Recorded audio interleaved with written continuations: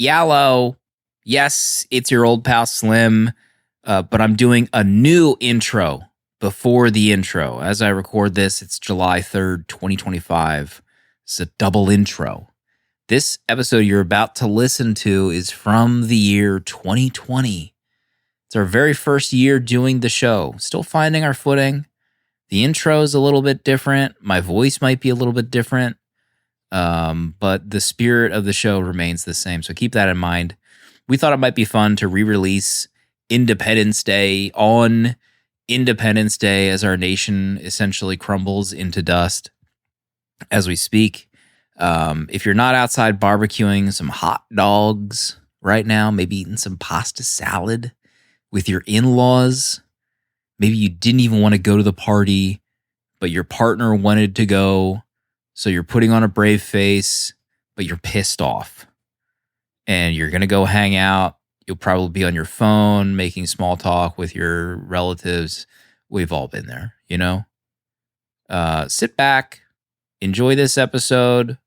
It's 5 years old. We've been doing this since 2020. That's a long time. We have a ton of episodes in our backlog. When I was younger, I was pretty against re-releasing episodes just on pure principle. But how often do you, the listener, actually go back and listen to old episodes? Do you search our catalog to see if we've covered a movie? Honestly, it's not that easy in some podcast apps. So maybe we'll do this every year. Maybe we'll release this episode. I don't know. Will Smith, Jeff Goldblum. Have you seen these videos of Will Smith in these new music videos that he's shooting? What's happening? Enjoy the episode. Enjoy your holiday. Hopefully you're relaxing. Peace and love. Peace and love. Peace and love. Hey, it's your old pal Slim, and this is a special edition bonus Independence Day episode of 70mm. Finally, a podcast about movies. Each week, I'm joined by famous artist Danny Haas. Oh my God. What? And writer-poet Protolexis. The way he put his tongue on the tip of that cigar. In this very special bonus episode, we're focusing on Roland Emmerich's Independence Day. Enjoy.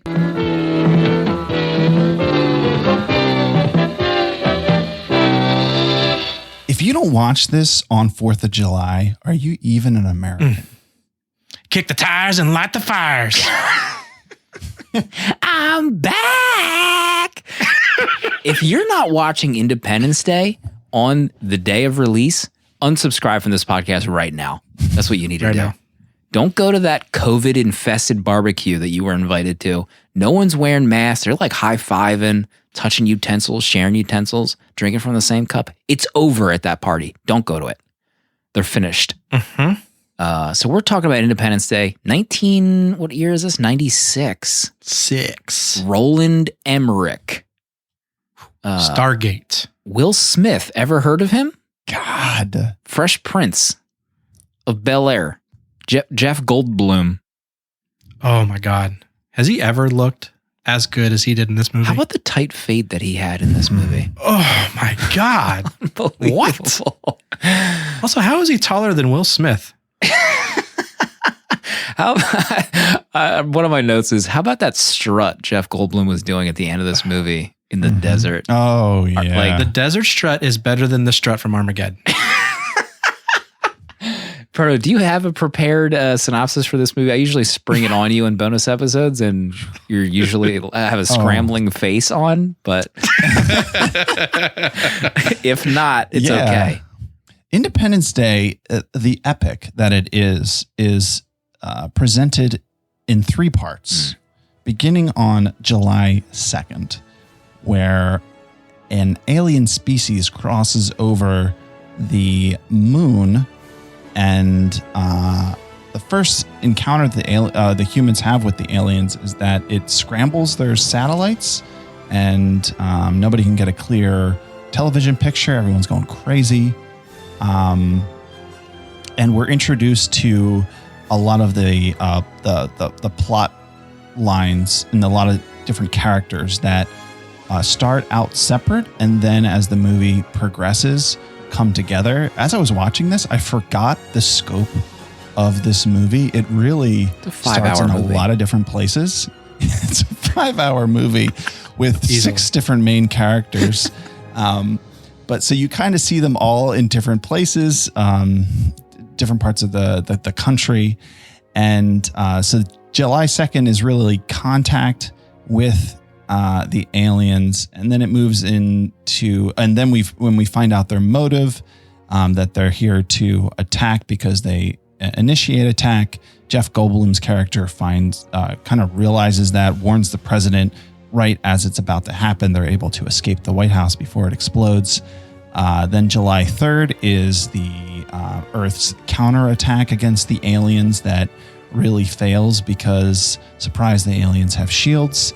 Aliens continue on their warpath really to exterminate humanity. That's their plan. And humanity has to come up with a solution to stop them.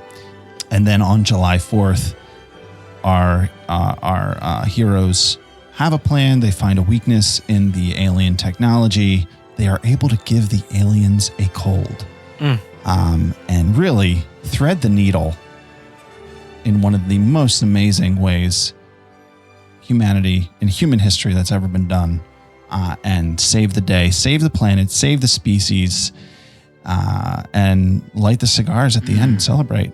Fat Lady sings. We're gonna give them a cold. What'd you say? I mean, the strut. I want to come back to the strut at the end of this movie. I wanted to have sexual relations with Jeff Goldblum when I saw him strutting in the desert. I wasn't ready to throw myself on him. It was unreal. The way he put his tongue on the tip of that cigar. He loved it.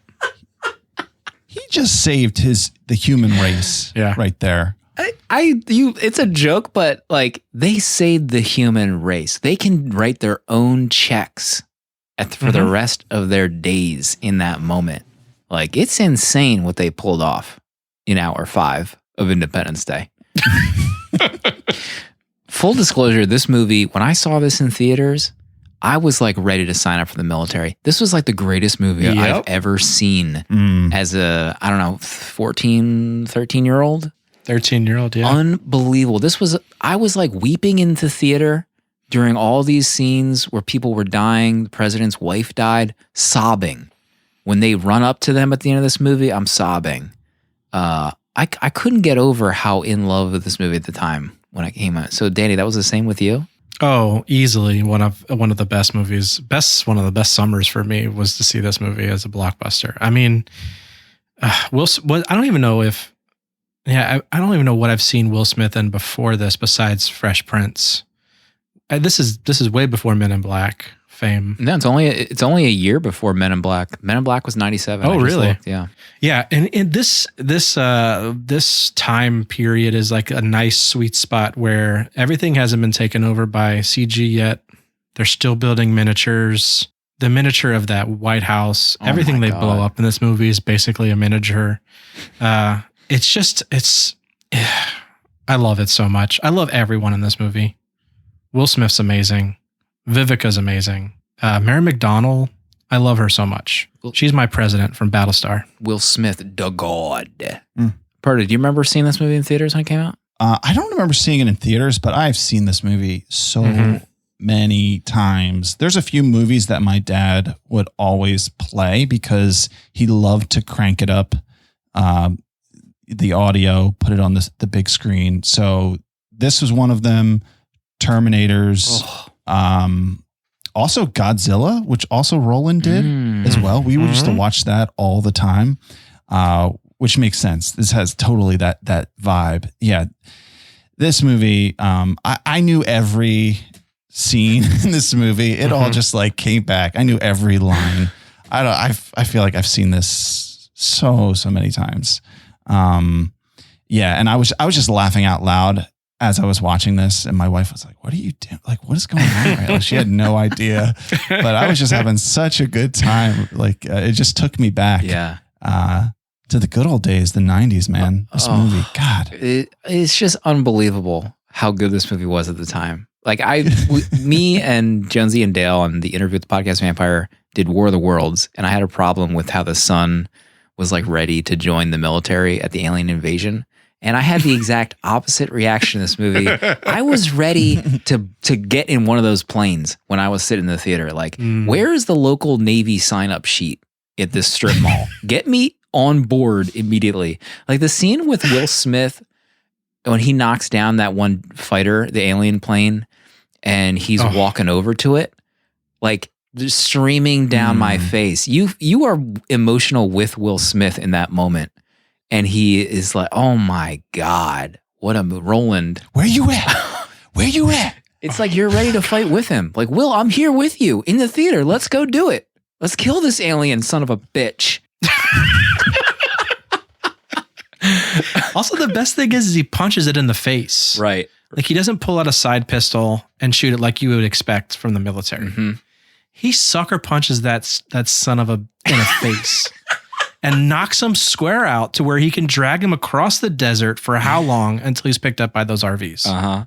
It's and unreal. Not only that, he punches it and then he sits down and lights the cigar. Yes. Like you just had the first encounter with an alien and you're just going to sit. Do you even know, Will, if you knocked it out? I guess you don't even care. Doesn't care. You're that confident. Welcome to Earth.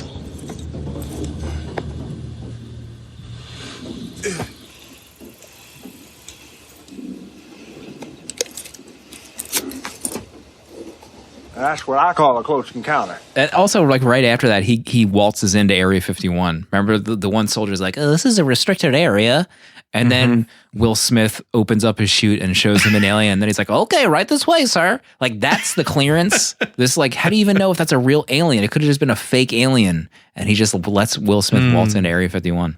Let me just say, when I'm the president of the United States, I am Air Force One-ing my ass to Area 51 day one on the job. And I'm looking at all the things. So much to love in this movie. The Bill Pullman, I don't think his voice hit over 2 decibels in this entire film. I don't know what kind of restrained performance he was told to give, but man, young president in this movie. Youngest president in any of these movies I can think of.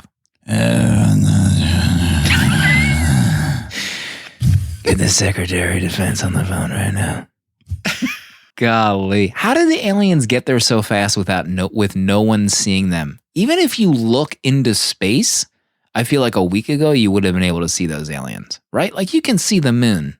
Yeah, they don't really explain if like they just came out of hyperspace, right then, and that's where the movie starts. They're at the moon. Yeah. Who cares? It really doesn't I mean, matter. there's a lot about this. It doesn't matter. I remember, I think I saw Independence Day Resurgence. And when I saw that, I think with that, there's like spoilers. There's like an even bigger ship that comes in that takes over like the continent. It's like the size of like the United States or something ridiculous like that. And I can't remember where I read this, but it was saying something that if a ship of that size were to come in the atmosphere, there'd be so much pressure that everything underneath of it would just be completely scorched. So like these giant ships that are like breaching the atmosphere, all those cities would have just been fried to begin with. So like none of this makes any sense. Also, that was something that annoyed me so much. Will Smith had this amazing career here. Obviously, he's like an icon. And he was still making movies around the time Resurgence came out.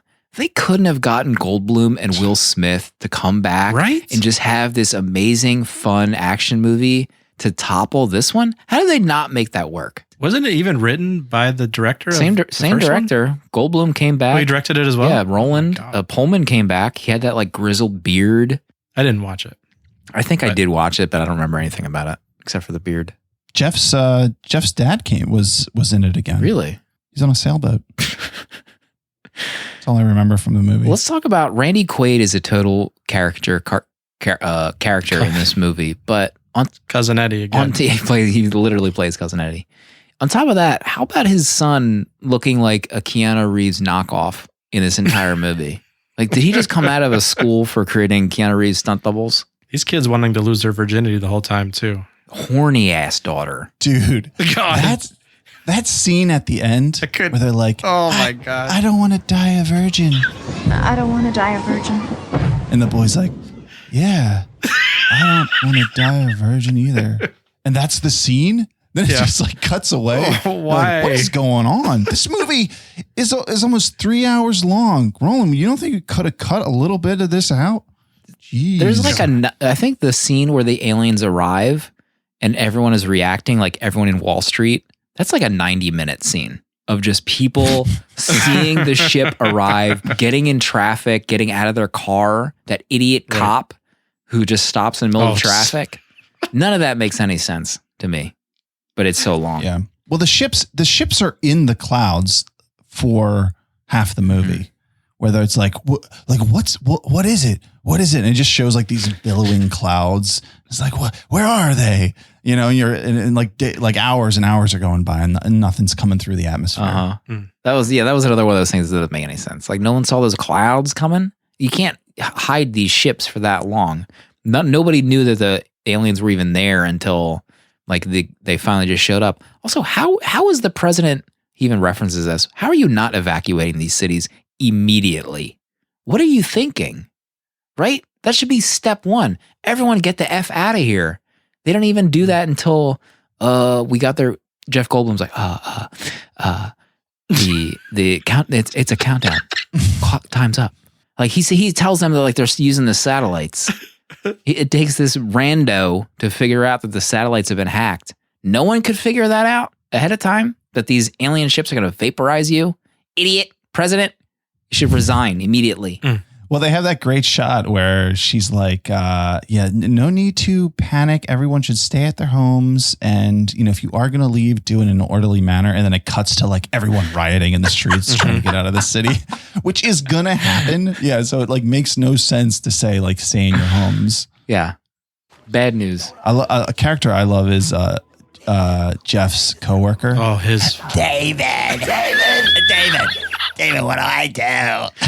Maybe one of the most noticeable voices in the history of movies, Harvey Fierstein. Yeah, in cinema. Absolutely. God, what an actor.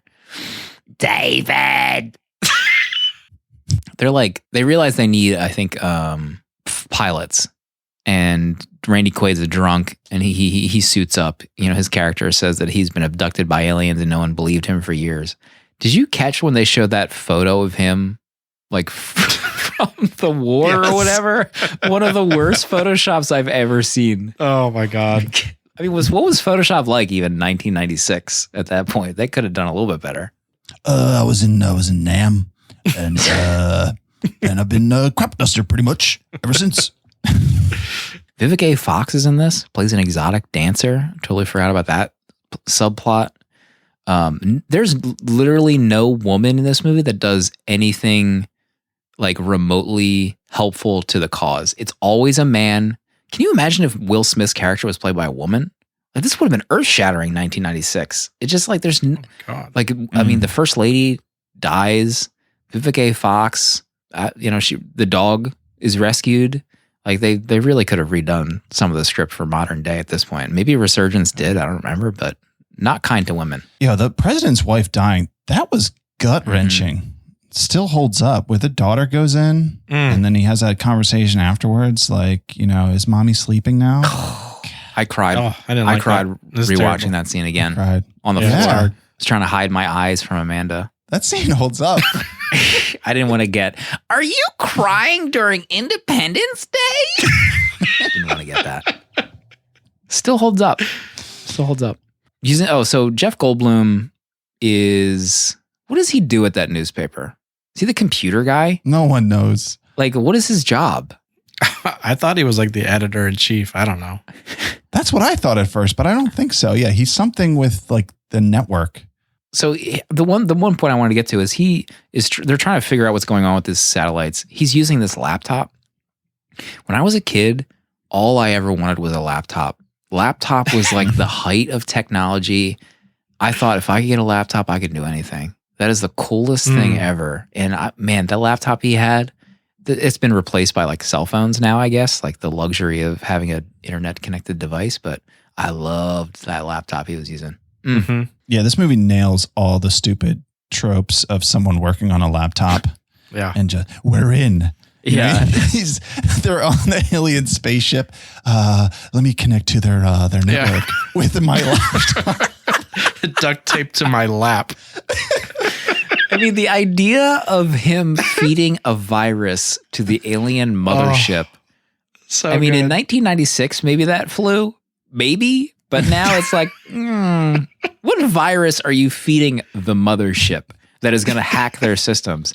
There's a shot where they show the IT guy in the mothership. Did you catch that scene where it's just like them standing in front of a bunch of TVs?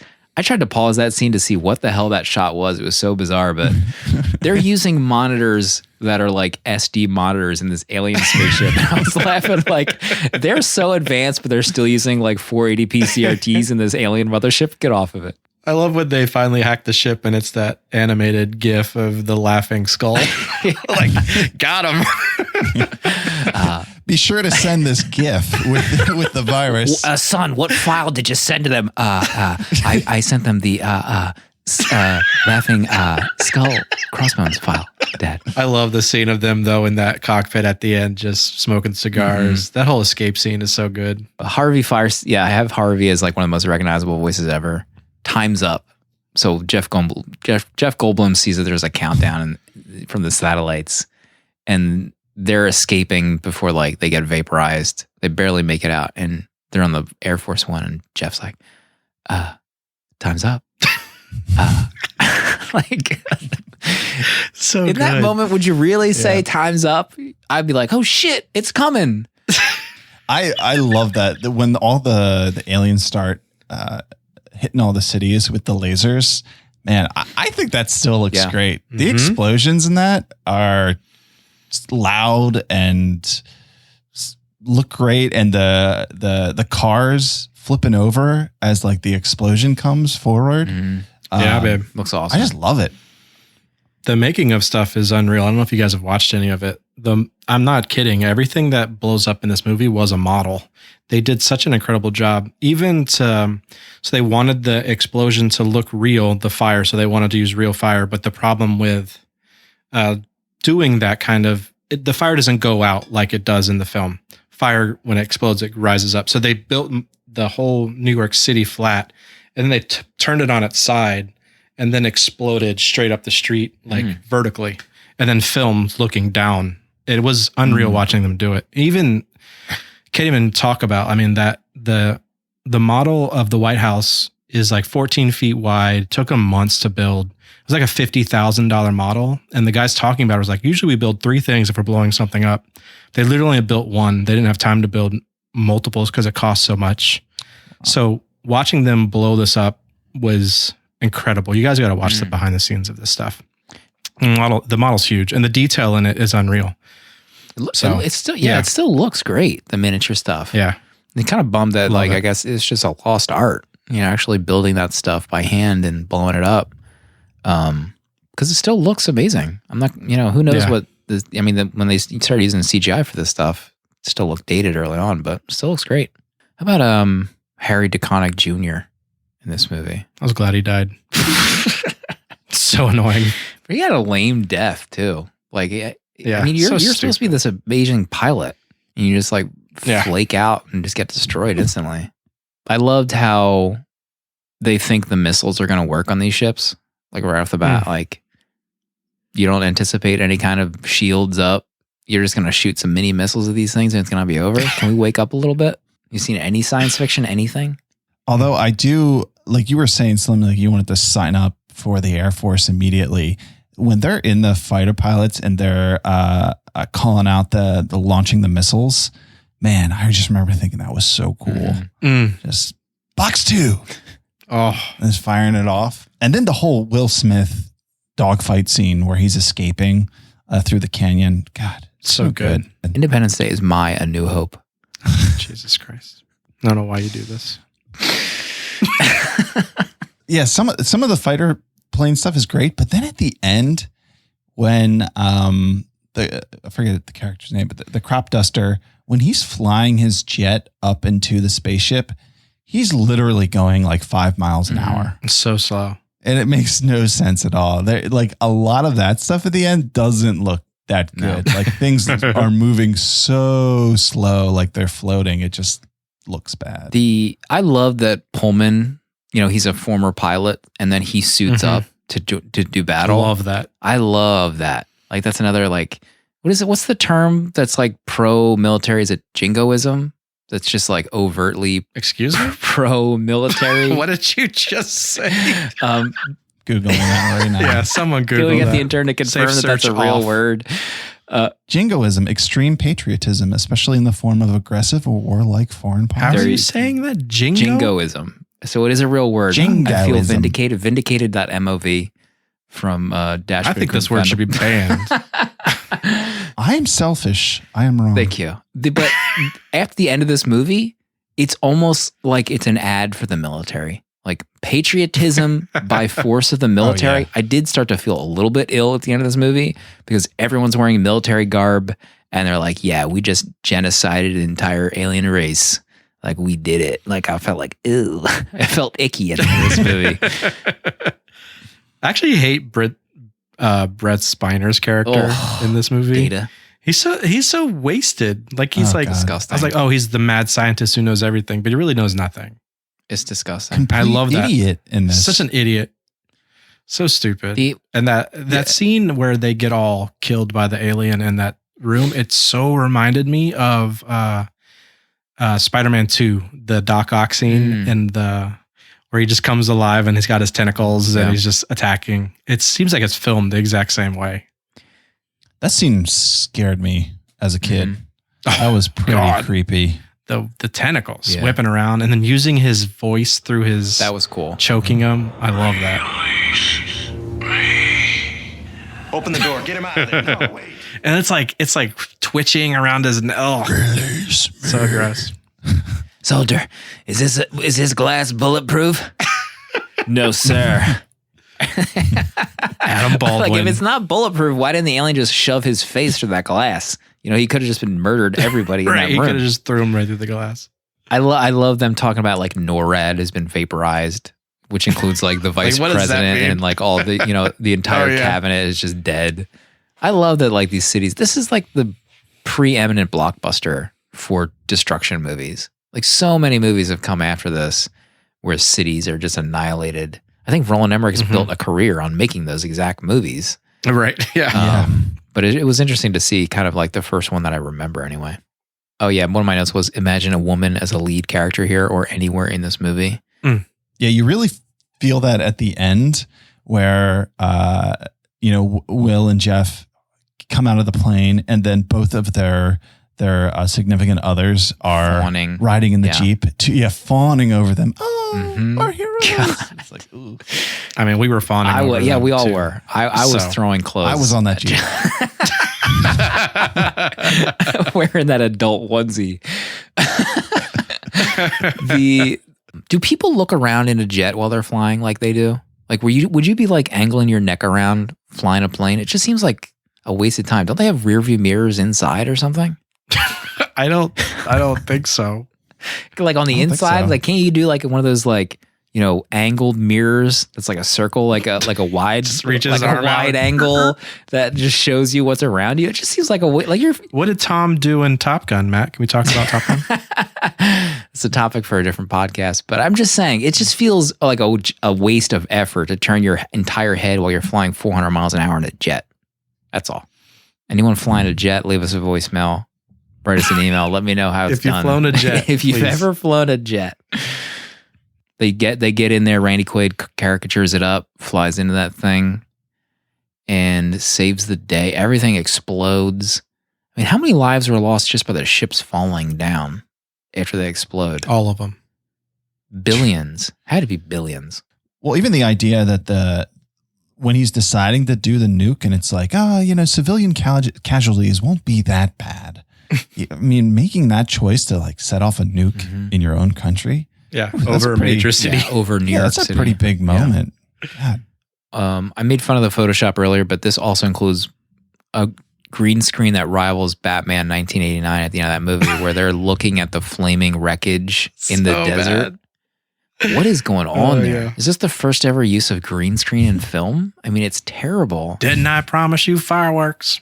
Yeah, oh God. That was ugh. Just the debris just falling endlessly from the sky. No one's worried about that. Oh my God. I mean, there's got to be radioactivity in those things. Like those cities are going to be a wasteland for the rest of everyone's natural life. You can't get in there. What's powering those ships?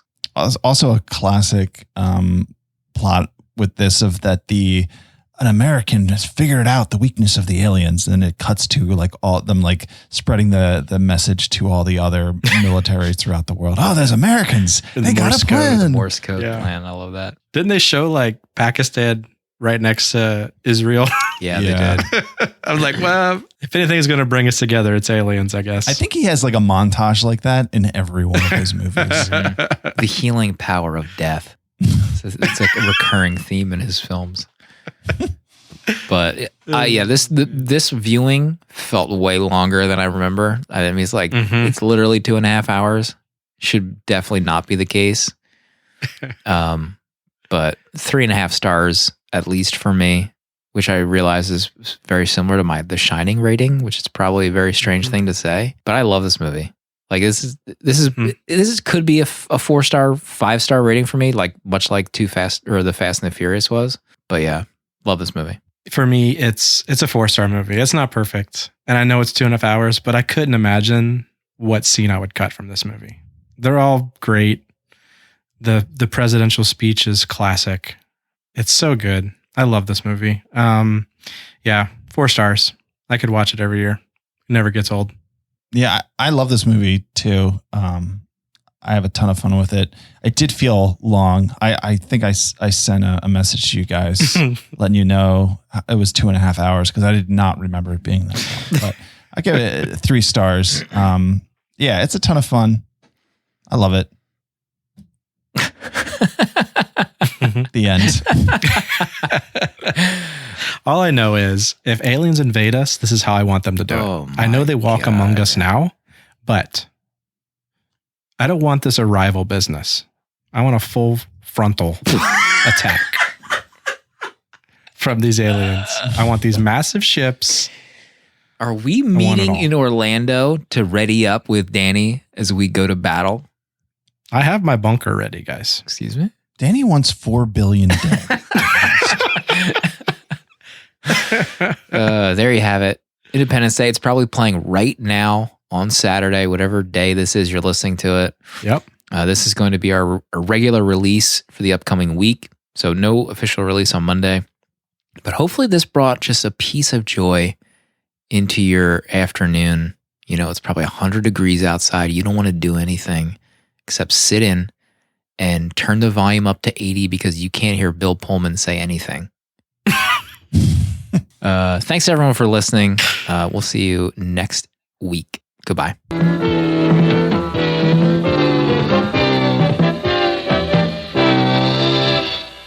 78mm is a VHS Village production and produced by Dale_A. Sponsored by Half Double Design. Original artwork provided by Danny Haas. Spiritual guidance provided by Protolexis. This episode was mixed and edited by me, Slim. Special thanks to the good people at Letterboxd, and for a chance to win a pro Letterboxd account, share the show and tag us on social media at 70mm Pod. Goodbye.